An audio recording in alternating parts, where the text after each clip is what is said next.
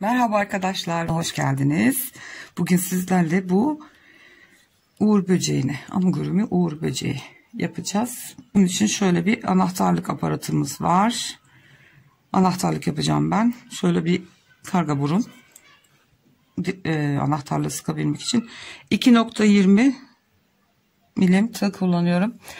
Herhangi bir markanın koton ipliğini kullanabilirsiniz. Ben Alize Koton Gold'um var. Ve bu da Lanoso Alara. İkisiyle öreceğim. Farklı renkler de yapabilirsiniz. İlla kırmızı olmak zorunda değil. İsterseniz yavaş yavaş yapımına geçelim. Evet, şimdi kırmızı ipimizle başlıyoruz. Sihirli halka yapıyoruz. Bir tane zincirli sıkıladım ve içine 6 tane sık iğne dolduruyoruz. 3, 4, 5 ve 6. Halkamı kapatıyorum ve ilk sık iğneden ilk sık iğnenin tepesine batıp her birine çift batacağız. İkinci sıramızda hepsine çift batıyoruz ve 12'ye çıkartıyoruz sayımızı.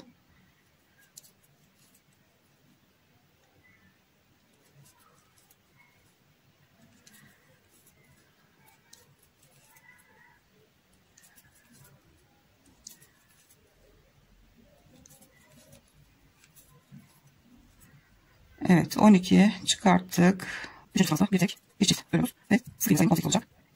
Bir tek bir çift öyle yapacağımızı tamamlayalım. Bu son. Evet, şimdi sırada iki tek bir çift böyle 20 çıkartıyoruz. Bir tane tek bir çift. İki tek bir tane çift. İki tek bir çift.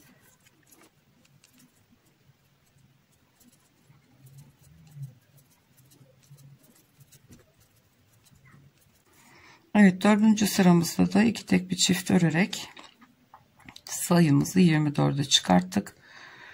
Şimdiki sırada yapacağımız 3 tek bir çift örerek 30'a çıkartmak.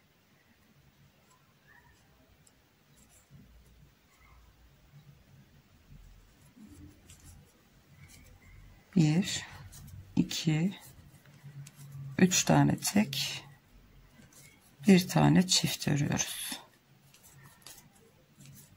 2, 3 tane tek, bir tane çift.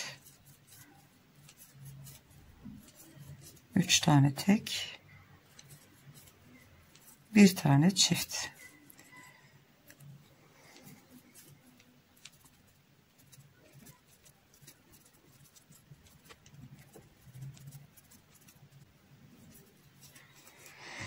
Evet, 5. sıramızda da 3 tek bir çift yaparak sayımızı 30'a çıkarttık. Şimdiki sıramızda da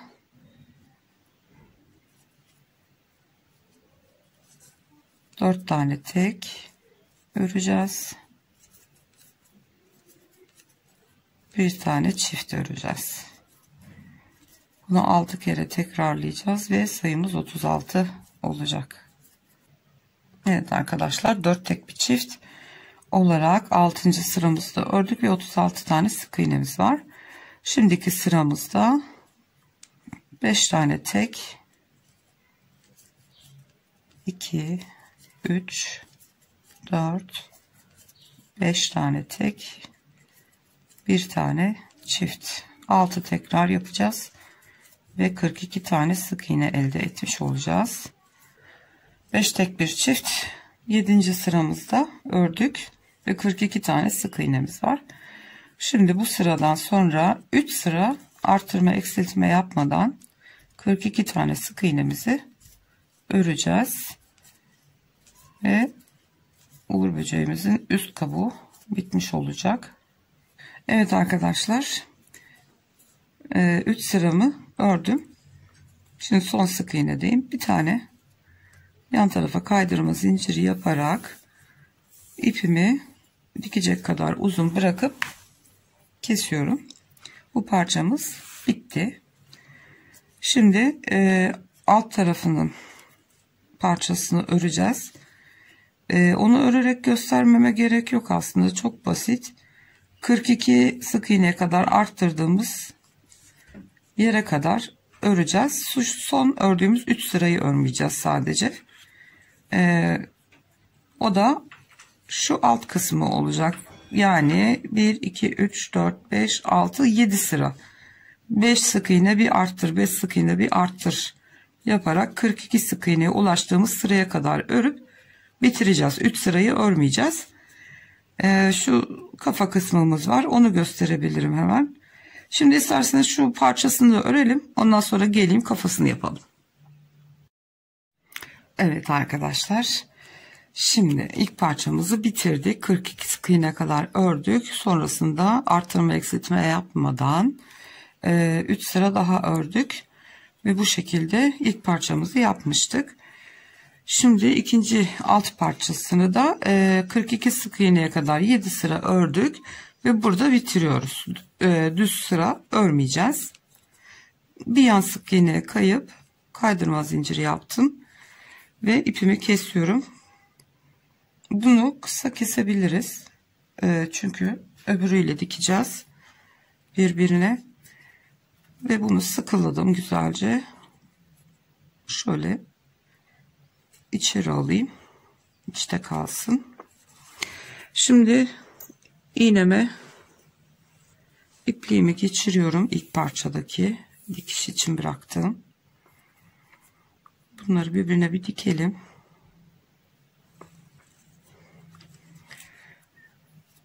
Şimdi bunun tersi içe bakacak.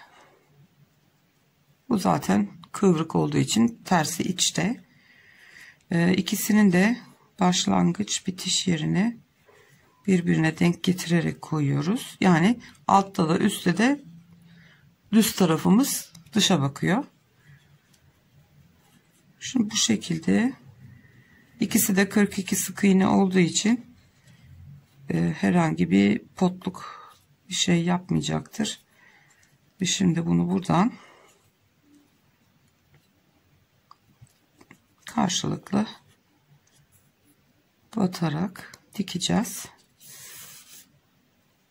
Bu şekilde alttaki sık iğneden batıyorum. Karşısındakini alıyorum.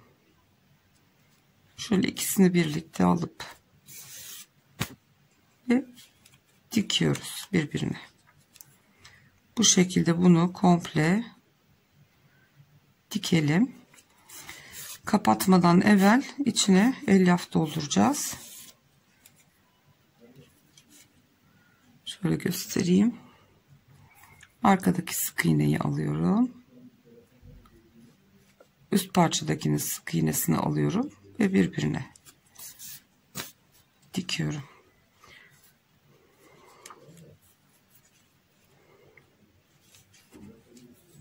Buradakini, içtekini alıyorum. Bu taraftakinden de alıyorum. Karşılıklı alıp bu şekilde dikeceğiz komple. Yani şöyle görünüyor. Üstte kalıyor iplikler.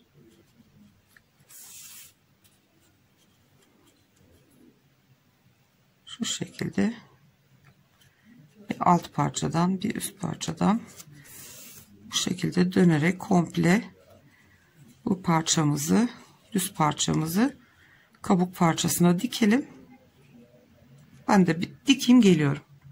Gördüğünüz gibi şöyle kenarları gayet düzgün bir şekilde diktim. Şöyle şu kadarcık bir yer kaldı. Şimdi burayı açıyorum. İçine elyaf dolduracağız. Evet, şuradan kapatmadan önce elyaf dolduralım.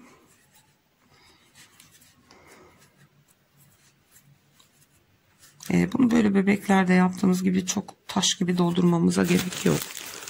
Sonuçta bir magnet ya da bir buzdolabı süsü ya da bir broş, anahtarlık, o tarz bir şey olacağı için yumuşak da olsa olur. Çok tıka basa doldurmak gerekmez.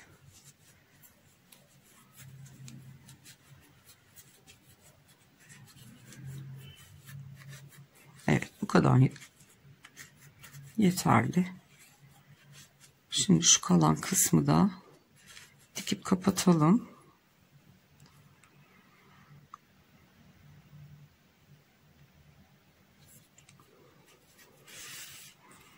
Küçük bir parça olduğu için de örmesi de zevkli, çabuk çabuk bitiyor. Dikmesinde de bir zorluk yok. Bu şekilde karşılıklı alarak kapatıyoruz. Yalnız şimdi kafası siyah olduğu için görünecek mi görünmeyecek mi çekerken ben sayılarını söyleyerek öreyim.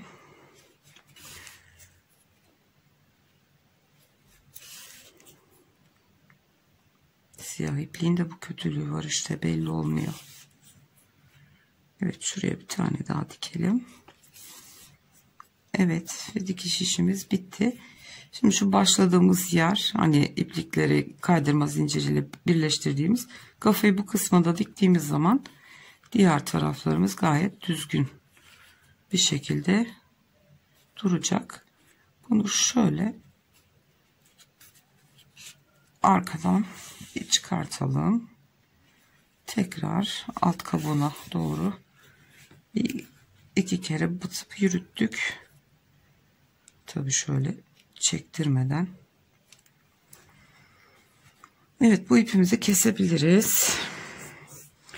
Şimdi arkadaşlar kafasını öreceğim ama dediğim gibi siyah olduğu için belli olmayabilir. Onu da gene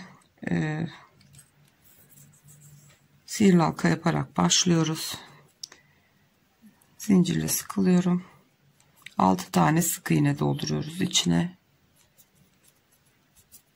3 4 5 ve 6. Halkamı kapatıyorum ve ikinci sırada ilk sık iğneye batarak her birine çift örüyoruz. Yine 12'ye çıkaracağız. 1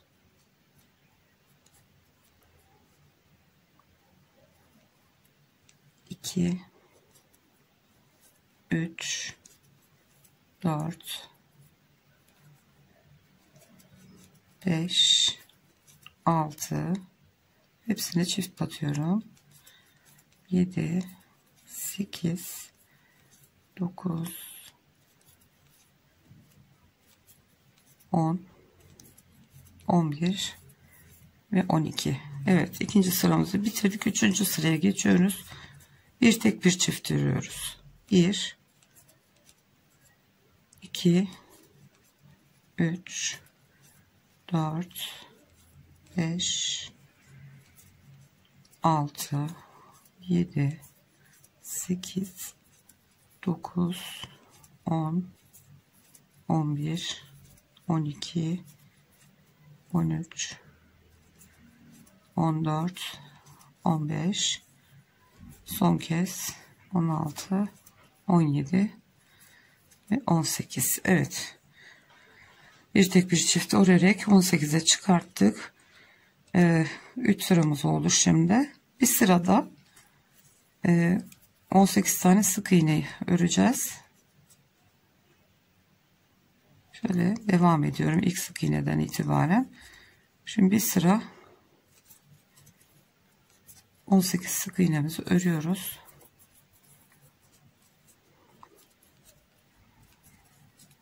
Her birine tek batarak, arttırmayacağız artık. Kocaman bir kafa olmasın diye.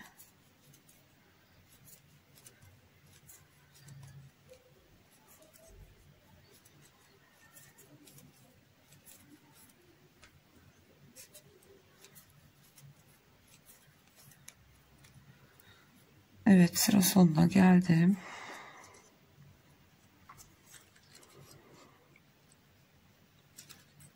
Bir sırada döneceğiz. Yani bir tek bir çift sırasından sonra 4. ve 5. sıraları 2 sıra 18 sık iğne olarak döneceğiz. Birini ördük. Şimdi ikinci sırayı örüyorum. 18 tane sık iğnemizi 2 sıra öreceğiz.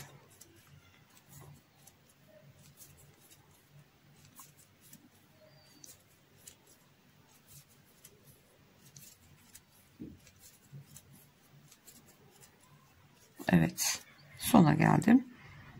Yine bir tane yan sık iğneye kayıp kaydırma zinciriyle kapatıyorum. Bir zincir çekiyorum. İpi uzun bırakarak kesiyorum. Tığımdan çıkartıyorum ipliğimi. Şunu da geri içeri alayım. Sıra başını şaşırmayalım diye aldım. Evet, şimdi ipliğimi iğneme takayım. Kafamızı yerine monte edelim. Şimdi şurada. Şurası kaydırma zinciri yaparak bitirdiğimiz yer. Böyle bir potluk oluşuyor burada hafif. Kafayı o kısma dikeceğim. Altta kalacak şekilde koyacağız buraya. 1, 2, 3, 4, 5, 6, 7 şuraya dikeceğiz. Bunun bitiş yeri altta kalacak. Şöyle. Tekrar bakayım. 1, 2, 3, 4, 5, 6, 7. Evet. Şöyle diktik mi? Şimdi bunu tutturmak için şöyle başka bir sivri uçlu iğnemi aldım. Şöyle tam ortada sık iğneyi, sihirli halkayı yaptığımız yerden şöyle diklemesine batırıyorum iğnemi. Yerini kaybetmeyeyim diye. Şimdi bu ipimizin ucu aşağıda. Şimdi önce gövdeden batıyorum bir tane.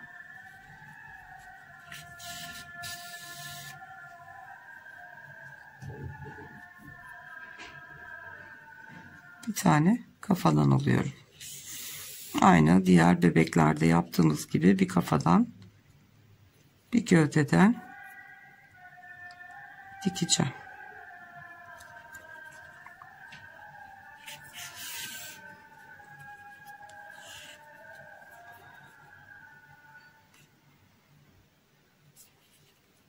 Bir tane kafadan alıyorum.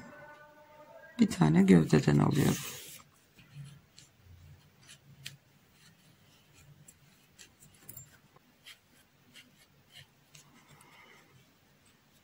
Evet, bu kadar yeterli. Şimdi kalan yerini hemen kapatalım.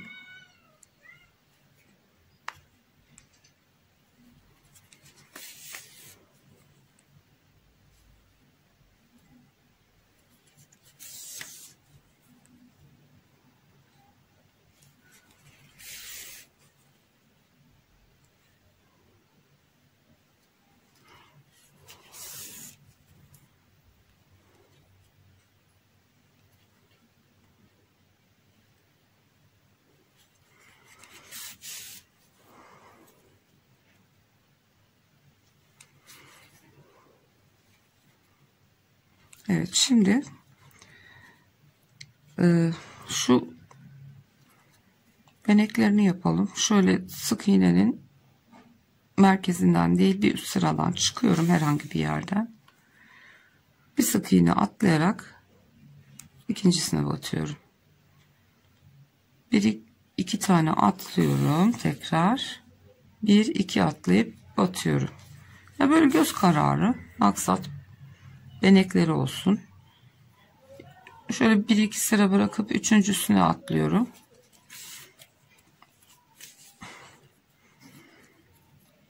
Bir sık iğne atlayıp ikinciye batıyorum. Arada iki sık iğne boşluk bırakıyorum. İki sık iğne arayla şöyle birkaç tane siyah beneğini yapalım.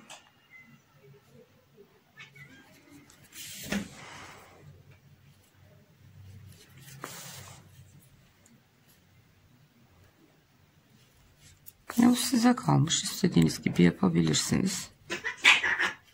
Evet, bu kadar yeterli. Şimdi tekrar kafaya geleyim.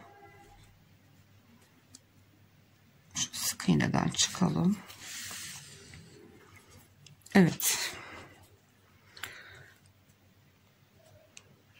İpliğimizi kesiyoruz. Gözlerimiz kaldı. Onu da şu sivri uçlu iğneye birazcık beyaz iplik takacağım. Bunlara boncuk da dikebilirsiniz, küçük. Benim elimde ufak boncuk yokmuş. O yüzden iple işledim hemen. Şimdi şöyle yukarı bakacak şekilde şöyle alttan gireyim.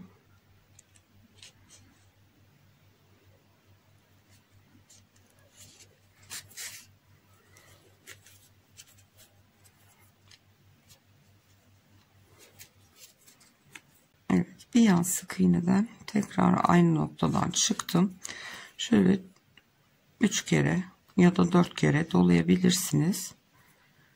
Şöyle yavaşça çekiyorum bunu.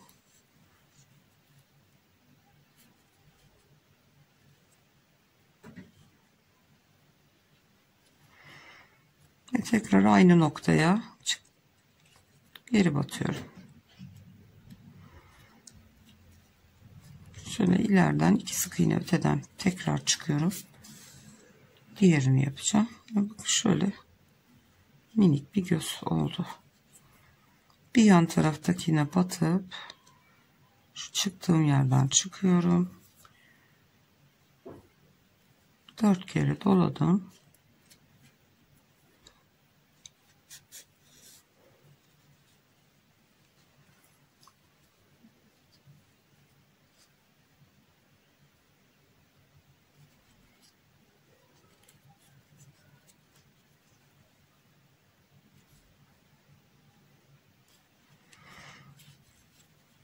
Ve tekrar battığım yerden